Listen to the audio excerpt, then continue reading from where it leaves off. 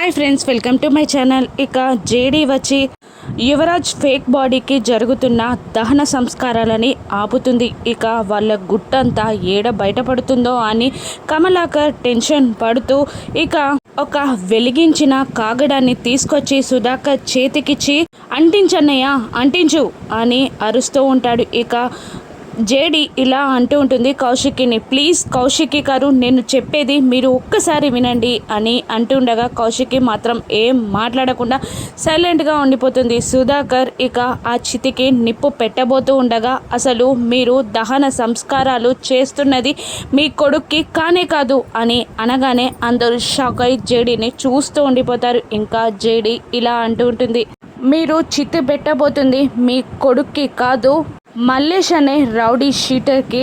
అసలు మీ కొడుకు యువరాజ్ చనిపోనే లేదు, యువరాజ్ బ్రతికే ఉన్నాడు అని జేడీ అనేస్తుంది. ఇక దాంతో సుధాకర్ తన చేతిలో ఉన్న కాగడాన్ని కింద పడేస్తాడు కౌశిక్కి.